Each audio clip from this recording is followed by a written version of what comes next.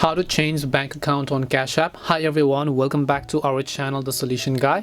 In today's video, I will simply guide you on how you can actually change your bank account on Cash App. So just make sure to watch the video till the end. If you would like to change your bank account on Cash App, all you have to do is first of all open the Cash App on your phone.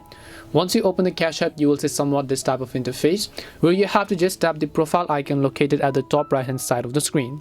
Once you tap the profile icon, you will see this type of interface again, where if you scroll down, you will find the option called linked banks. So all you need to do is tap on linked banks.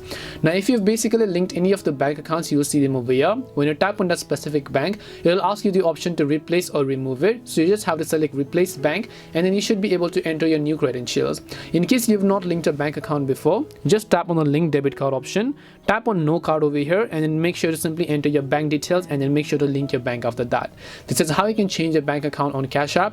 We hope the video was really helpful, and if it did help you, make sure to leave a like and subscribe to our channel. If you have any questions, feel free to leave them down. Thank you very much for watching, and see you in the next video.